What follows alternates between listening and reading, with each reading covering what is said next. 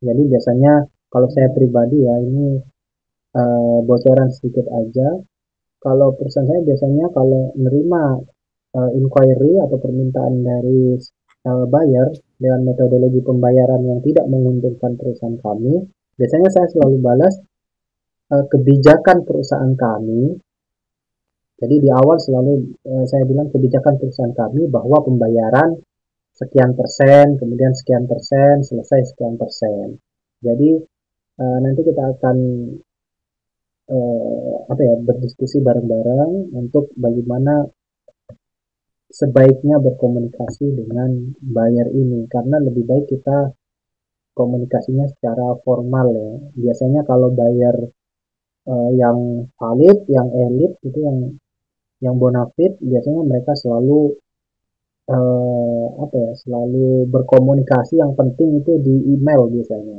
Nggak pernah nggak pernah dia WA kecuali WA itu tanya detailnya kemudian kapan dikirim ini itu baru WA. Nah, kalau misalkan semua percakapan kita itu selalu terekam di email. Jadi ketika misal ada apa-apa, kita bisa bisa rekam itu eh, negosiasi kita. Kurang lebih seperti itu. Jadi kalau misalkan eh, pemilihan produk ya disesuaikan dengan kenyamanan kakak aja. Mana yang nyaman? Nyaman ini dalam artian kakak bisa paham tentang produknya, bisa mengawasi karena mungkin dekat dengan domisili, ataupun nyaman ini dalam artian kenal dengan suppliernya. Nah itu bisa bisa menjadi indikator. Tapi saya nggak bisa menyarankan karena tiap orang itu keinginannya beda-beda. Keinginan terhadap suatu produk, ambisi terhadap suatu produk tersebut itu bisa beda-beda dan imajinasinya juga beda-beda banyak kan.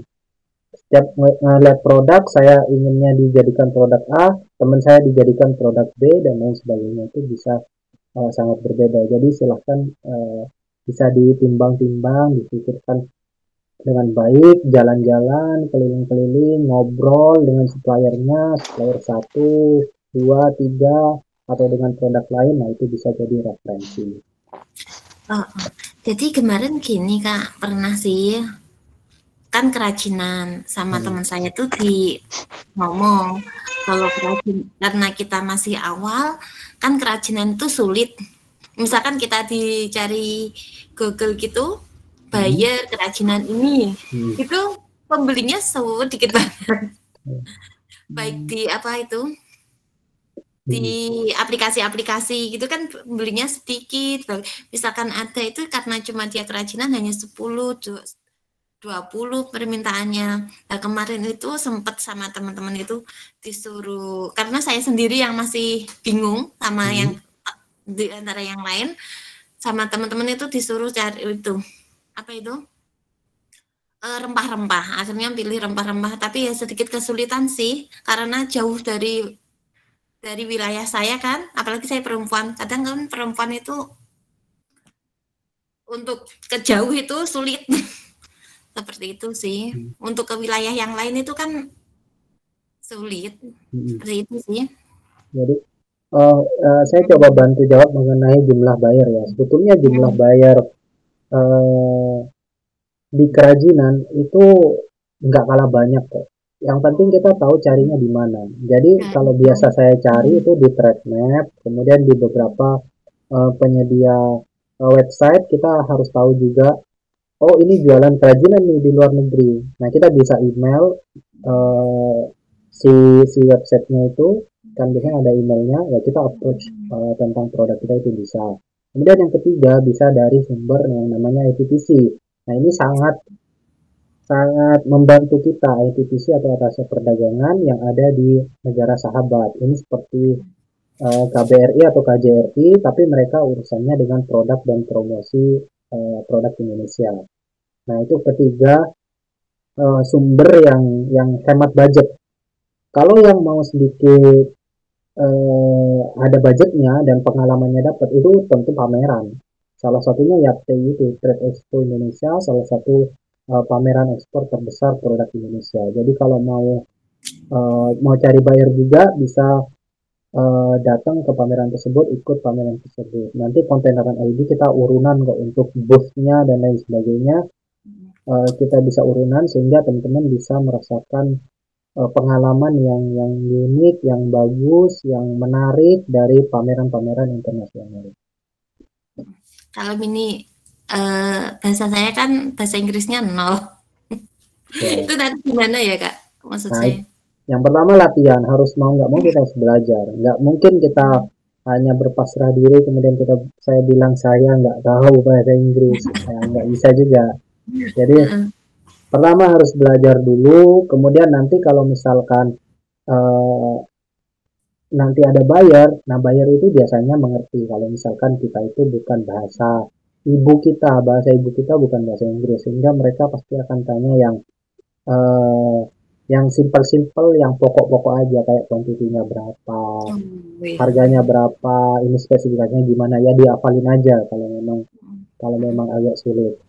Nah, kurang lebih seperti itu. Biasanya negosiasi eh, dengan buyer kurang lebih seperti itu. Mereka juga paham kok kita kita kurang bahasa Inggrisnya. Yang penting kita pede aja. Yang penting latihan dulu tadi ya.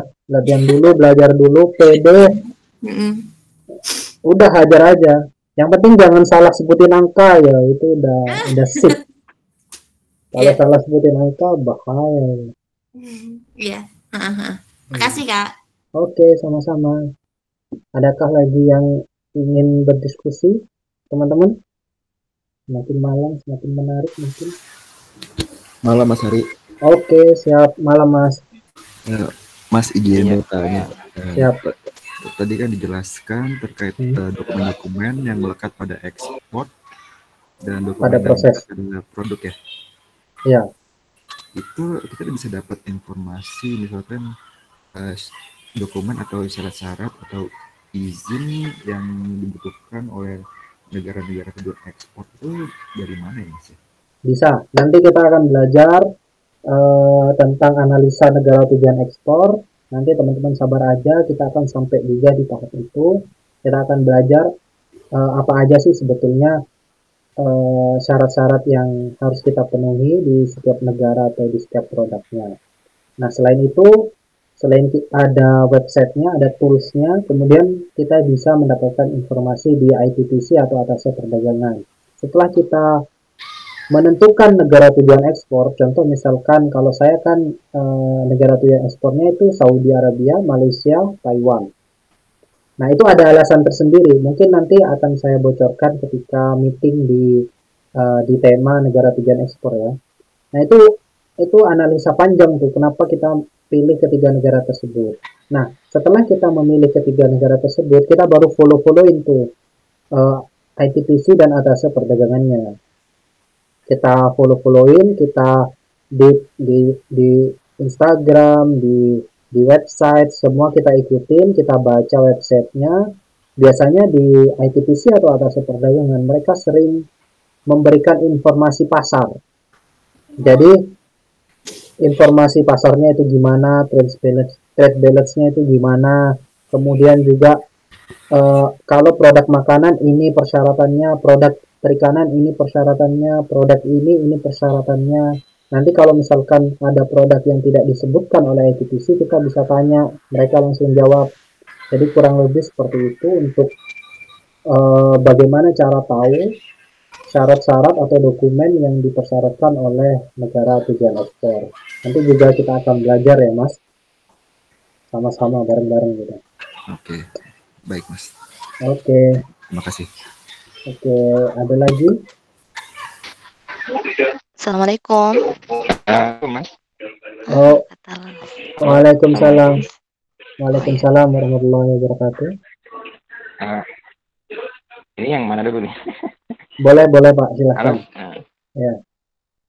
Ya, ini saya dari Parabin dari Kebumen. Ya. Jadi kebetulan perkenalan ini nama saya Rabin dari Kebumen. Jadi saya ada beberapa produk yang sebenarnya sih kalau masalah ini saya sudah sedikit mempelajari ya, itu dari website ataupun dari YouTube. Gimana cara impor atau ekspor. Kebetulan saya juga ada usaha bidang impor ya, bukan ekspor gitu. Jadi saya ada beberapa produk yang saya istilahnya mention di situ. Yang pertama itu produk turunan kelapa, yaitu di tempat saya itu di Kebumen banyak gula semut gitu ya, gula semut. Oke. Dan yang kedua adalah udang Paname gitu ya, udang Paname. Dua-duanya ini cukup potensial menurut saya gitu kan. Tapi yang paling menurut saya itu karena gula semut itu saya lihat banyak juga yang jual ya. Maksudnya orang Indonesia itu banyak yang jual keluar, itu juga banyak gitu. Mungkin termasuk dari Mas juga mungkin ada jual gula semut gitu ya. Tapi untuk udang itu potensinya besar sekali gitu. Terutama untuk saya lihat itu yang paling besar itu di Cina gitu ya, itu Cina. Dan saya juga ada beberapa kontak di Cina, supplier saya di sana gitu kan. Dan saya sudah tanya ke mereka gitu kan, memang harganya itu jauh sekali gitu bedanya gitu dengan di kita. Saya di tempat saya itu ada beberapa teman gitu yang kayak pengepul gitu ya, pengepul udang Paname ini. Jadi udang Paname ini dia kirim ke Jakarta itu sebulan itu bisa puluhan ton gitu. Bahkan beliau bilang gitu sebulan aja sebulan itu 100 ton juga bisa menghasilkan di daerah saya gitu. Nah, yang saya pikirkan adalah ketika mereka jual ke Jakarta gitu ya, kebanyakan ke Jakarta, ke PT-PT yang memang notabene PT-PT juga pasti mereka ekspor keluar gitu, entah itu dengan sudah dimodifikasi, misalnya diubah menjadi produk yang lebih kompetitif, atau mungkin ya masih udang istilahnya kepala lengkap lah gitu ya, itu. Nah, beku gitu, udang beku gitu kan. Nah, saya sendiri saya bilang ya kalau yang misalnya untuk membuat produk yang lebih ditingkatkan lagi ya saya mungkin belum bisa, jadi paling ya jual udang beku ini gitu, udang beku. Jadi saya pelajarin prosesnya kayak gimana gitu kan. Tapi yang jadi masalah adalah sertifikat yang HACCP ini gitu, HACCP ini gitu ya. Jadi mungkin kalau yang kayak misalnya kita beli barangnya terus kita bekukan pakai alat blasting freezer itu, ya bisa lah kita usahakan gitu yang istilahnya ya patungan lah siapa yang mampu gitu kan, gitu. Terus cari bayar juga mungkin ya saya rasa kalau udang ini nggak terlalu sulit gitu, mungkin lah pandangan saya gitu. Walaupun pertama kali saya agak ciut sedikit, kenapa? Karena modalnya gede banget gitu ya. Jadi kalau misalnya saya hitung-hitung satu kontainer itu ya untung ya minimal kita harus punya 1,3 atau 1,5 M gitu. Jadi itu yang saya pikirkan ya. Tapi kalau menurut saya sih itu ya nggak terlalu masalah kalau misalnya kita patungan berapa orang gitu kan. Terus apa namanya kita pakai sistem DP gitu ya. Jadi masalah ini kan sertifikat ini yang saya cari itu pengurusannya itu gimana gitu Mas. Jadi maksudnya hasil sertifikat itu yang ada sih selentingan bahwa sertifikat ini bisa ada yang menyewakan gitu kan, tapi saya juga nggak tahu itu benar apa enggak gitu ya di apa namanya di forwarder itu gitu kan. Dan saya juga mungkin kedepannya pengen tahu gitu ada rekomendasi gitu forwarder di Mas yang istilahnya di mana, di Surabaya apa di Jakarta gitu kan. Saya juga ada sedikit usaha yang saya pengen legalkan dengan PT gitu, karena saya selama ini saya nggak pakai PT gitu, jadi pribadi saya impor juga pribadi walaupun pakai forwarder gitu kan. Terus saya juga butuh PT itu untuk melegalkan karena omsetnya itu ya udah cukup lumayan gitu. Jadi kalau misalnya masuk ke kantong pribadi itu kayaknya duit rame-rame itu nanti dikira pemasukan pribadi, nanti saya kejar-kejar tukang pajak loh. Padahal bukan punya saya gitu misalnya kita ya itu ya. Itu aja sih Mas. Jadi saya mau nanyain masalah itu yang HACCP sertifikat sama yang itu, apakah kira-kira itu prosesnya kayak gimana, apabila ada pandangan gitu kan, sama yang trade forwarder yang rekomendasi kalau memang gitu ya. Terus terang ini produk juga masih saya pelajari gitu kan. Jadi masih prosesnya itu masih panjang gitu, tapi ya kita sebagai pengusaha ya jangan kecil hati ya, harus tetap optimis. Orang lain bisa, maksudnya kita nggak bisa gitu ya. Ya silakan Mas. Jadi untuk HACCP saya belum pernah tahu ya ada forwarder yang menyewakan HCCP, khususnya HCCP. Karena setahu saya HCCP itu kan sertifikat yang melekat pada produk, sehingga kita sebagai eksportir atau produsen yang berkewajiban membuat sertifikasi tersebut. Kalau nanti saya ada kenalan yang menyewakan, nanti saya bisa kabarin Pak Rabin ya. Itu yang pertama. Kemudian yang kedua, untuk pembuatan HACCP sebetulnya itu tergantung kepada produknya apa. Kalau misalkan di perikanan itu biasanya ada lembaga untuk pengendalian mutu dan keamanan hasil perikanan atau Badan Karantina Ikan Pengendalian Mutu dan Keamanan Hasil Perikanan. Nah itu bisa membuat HACCP di sana. Nah ini saya coba share linknya ya untuk HACCP Udang, mungkin bisa dipelajari teman-teman semua. Saya Boleh. sudah share di message ya. Jadi itu kalau saran saya HACCP kalau misal nggak ada yang menyewakan ya sebaiknya memang harus diurus secara mandiri Pak. Sehingga kita punya kepemilikan penuh soal HACCP itu. Termasuk kalau misalkan kita sewa, termasuk kalau misalkan kita sewa HACCP, berarti kita harus sewa sekalian dengan undername-nya, dengan perusahaan atau dengan benderanya si forwarder ini. Nah, sehingga eksportirnya ya bukan atas nama kita nantinya ya. Pertama itu, kemudian yang kedua ya kalau HACCP setahu saya sangat sulit menemukan forwarder yang bisa menyewakan, tapi mungkin ada, saya aja yang belum kenal. Ya kalau saya sebaiknya untuk dibikin aja karena memang HACCP kan kita butuhkan sepanjang waktu biar kita bisa ekspor ke negara China itu. Ya, Mas, cukup jelas. Terima kasih banyak. Ya, okay, cukup jelas. Terima kasih. Oh, baik, sama-sama. Silakan Kak Inspirasi Dian. Oh ya. Assalamualaikum, Mas Ari. Salam kenal. Ya. Ya, salam kenal. Saya Dian dari Pemalang. Ya. Okay. Ini Mas Ari, saya ingin bertanya. Kalau untuk kita yang misalnya ikan pemula gitu, untuk legalitas mungkin juga belum dipersiapkan. Nah, saya itu pernah dengar dari ini juga dari kayak channel YouTube gitu, para eksportir itu ada yang menyebutkan ketika ekspor bisa menggunakan undername gitu, Mas Ari. Nah, itu boleh dijelaskan nggak Mas Ari gambaran untuk undername itu ekspor menggunakan undername perusahaan lain, terus kelebihannya dan kekurangannya seperti itu dan biayanya juga gitu untuk menggunakan undername. Ya, gitu Mas Ari.